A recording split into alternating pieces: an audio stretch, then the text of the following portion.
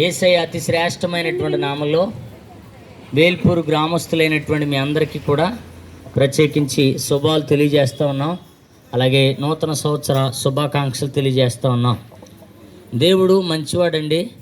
ఎంత మంచివాడో ఒక మాట నేను బైబిల్లో నుంచి మీకు తెలియపరుస్తాను. కుష్ఠరోగి అనేటువంటి ఒక కుష్ఠరోగంతో బాధపడుతున్న ఒక వ్యక్తి ఉన్నాడండి. ఆ వ్యక్తి ఊరి బయట బ్రతుకుతున్నాడు. ఎందుకనంటే అలాంటి రోగం వస్తే ఇప్పుడైతే ఊళ్ళో బ్రతకనిస్తారు, కానీ ఆ దేశ మర్యాద ప్రకారం అప్పుడున్నటువంటి పరిస్థితుల ప్రకారం అక్కడున్నటువంటి ఆ పరిస్థితులన్నింటిని బట్టి ఊరి బయటే వాళ్ళు బ్రతకాలి. అంటే పొలిమేరలోనికి వస్తే వాళ్ళని రాళ్లతో పెట్టి కొట్టి చంపేస్తారు. కాబట్టి అలాంటి ఆ వాడుక ఆ దేశంలో ఉండటాన్ని బట్టి ఆ కుష్ఠరోగి చాలా దీనమైనటువంటి స్థితిలో, ఒకవేళ ఆ ఇంటి వారు కనికరించి ఏదో ఆ దారిన పోత 2 ముక్కలు పడేస్తే అది తినటం, ఏదో కొద్ది అన్నం ఆయనకి అందిస్తే అది తిని బ్రతకడం తప్ప మరొక దారి లేదండి. అలాంటి పరిస్థితిలో ఆ కుష్ఠరోగి బ్రతుకుతూ ఉన్నాడు. అయితే యేసుక్రీస్తు వారు ఒక ప్రాంతం నుంచి మరొక ప్రాంతానికి వెళ్తున్నారు. ఒక ఊరిలో నుంచి మరొక ఊరిలోనికి ఆయన ప్రవేశిస్తూ ఉన్నాడండి. అలాంటి సందర్భంలో యేసుక్రీస్తు వారు వస్తున్నాడని అతను విన్నాడండి. అందుకనే యేసుక్రీస్తు వారిని చూడగానే అతనికి ఏమనిపించింది అంటే, అతనిలో ఒక విశ్వాసం కలిగింది. ఆయన ద్వారా గుడ్డివారు బాగుపడ్డారని, ఆయన ద్వారా అనేక మంది స్వస్థత కలిగి ఎంతో చక్కగా జీవిస్తున్నారని, ఆయన చనిపోయిన వారిని సైతం కూడా ఆయన మళ్ళా తిరిగి ఆయన బ్రతికించాడనేటువంటి సత్యాన్ని ఆ కుష్ఠరోగి తెలుసుకుని, ఏదో ఒకలాగా ఆయన దగ్గరికి నేను వెళ్ళి నాకున్న కుష్ఠరోగాన్ని నేను బాగు చేసుకోవాలనేటువంటి ఒక విశ్వాసంతో యేసుక్రీస్తు వారి దగ్గరికి రావటం జరిగిందండి. అలాంటి సందర్భంలో చూడండి, అతడు దూరంగానే ఉన్నాడు. ఆ పొలిమేరలో దూరంగా ఉండి కేకలు పెడుతున్నాడు. ఏమని కేకలు పెడుతున్నాడు అని అంటే, ప్రభువా నీకు ఇష్టమైతే నన్ను శుద్ధినిగా చెయ్యి అని అడుగుతా ఉన్నాడు. అవునండి, లోకంలో అతన్ని అందరూ ద్వేషించిన వారే, లోకమే కాదు అతని ఇంటి వారు ద్వేషించారు, తన కన్నబిడ్డలు ద్వేషించారు, తనకున్నటువంటి వారందరూ కూడా అతన్ని చూడండి, నువ్వు మాకొద్దు, నువ్వు మాకు ఇష్టం లేదు, నువ్వు మామూలుగా ఉంటే మాకు ఇష్టం, కానీ ఇలాంటి కుష్ఠరోగంతో నువ్వు బ్రతికితే మాకు కూడా ఆ కుష్ఠరోగాన్ని అంటిస్తావు, మాకు ఇష్టం లేదు అని ఊరు బయటకు గెంటేస్తే ప్రభువారిని అడుగుతున్నాడు, అయ్యా నా ఇంటి వారికి నా ఇష్టం లేదు నేనంటే, నా బంధువులకి నేనంటే ఇష్టం లేదు, నా ఊరి వారికి నా వీధి వారికి నేనంటే ఇష్టం లేదు, ఒకవేళ నీకు ఇష్టమైతే నన్ను బాగు చేయ్యా అని అనగానే చూడండి, ఆ వ్యక్తి అలా అరవగానే, అలాగ పిలవగానే యేసుక్రీస్తు వారి యొక్క మనసు అండి కరిగిపోయిందండి. వెంటనే వాడిని అంటున్నాడు, వారి దగ్గరికి వెళ్ళంటండి వారిని ముట్టాడంట.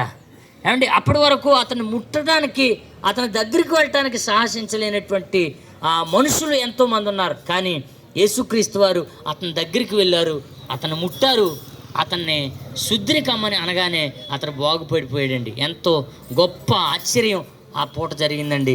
అందుకనే వాడెంతో సంతోషంగా ఊర్లోనికి వెళ్ళిపోయి దేవుని గూర్చి అనేకమైనటువంటి మాటలు చెప్తా ఉన్నాడు. ఏమని అంటున్నాడంటే, యేసయ్య నన్ను బాగు చేశాడు అన్నట్టుగా చూడండి ఆ ప్రాంతమంతా చెప్పడం మొదలుపెట్టాడండి. ఎందుకు ఈ మాటలు చెప్తా ఉన్నానంటే, లోకంలో బ్రతుకుతున్నటువంటి మన జీవితం మన ఇంటి వారికి ఇష్టం లేకపోవచ్చు, మనకే కొన్నిసార్లు ఇష్టం కాకపోవచ్చు. ఏంట్రా నేను ఎలా ఉన్నాను అని మనం అనుకోవచ్చు. మనం నిందించుకుని ఇతరులు కూడా మనల్ని నిందిస్తూ ఉంటుంటే ఆ అవమానాన్ని భరించలేక చాలాసార్లు ఎందుకులే ఈ బ్రతుకు, అసలు ఎందుకు పుట్టాలే అని అనుకుంటాం. కానీ దేవుడు ప్రతి మనిషిని కూడా ఒక ఉద్దేశంతో పుట్టించాడండి. ఆయన ప్రతి మనిషిని ఉద్దేశంతో పుట్టించడమే కాకుండా ప్రతి మనిషిని ఆయన ప్రేమిస్తూ ఉన్నాడు. అందరి పట్ల ఒకే ప్రేమని ఆయన కలిగి ఉన్నాడండి. కాబట్టి దేవుని బిడ్డలారా, దేవుని వాక్యం సెలవిస్తూ ఉంది, నిన్ను వలె నీ పొరుగువానిని ప్రేమించు అనేటువంటి సత్యం ఉందండి. ఇలాంటి ఈ మాటలో చూడండి ఎక్కడ మనకు దొరకవండి. శత్రువు కొరకు ప్రార్థన చేయమన్నాడండి. ఇలాగ అనేకమైనటువంటి ప్రేమను కూర్చున్నటువంటి విషయాలు బైబిల్ గ్రంథంలో అనేకములు ఉన్నాయి. కానీ ఒకప్పుడు మేము కూడా ఈ ప్రేమ అంటే ఈ దేవుని గురించి చెప్తే చాలాసార్లు నిందించేవాళ్ళం. ఈ దేవుని కోసం ఎవరైనా మాట్లాడితే వాళ్ళని తిట్టేవాళ్ళం.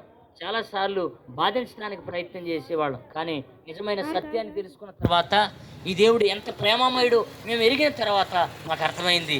ఇలాంటి దేవుడు ఇక ఎక్కడ మనకి జగమందు దొరకడని ఆ సత్యాన్ని మేము తెలుసుకుని ఈ దేవుని కొరకు ఈ సాక్షిగా ఈ మాటలు మేము చెప్తా ఉన్నాం. కాబట్టి ఈ మాటలు అన్నిదా భావించొద్దు. దేవుని గురించి తెలుసుకోండి. మరింతగా దేవుని కొరకు మీరు తెలుసుకుని దేవుని యొక్క కృపలు అనుభవించాలనేది మా ఉద్దేశం. ఈ సంవత్సర కాలం అంతా కూడా మిమ్మల్ని, మీ కుటుంబాలని అందరినీ కూడా దేవుడు దీవించునుగాక.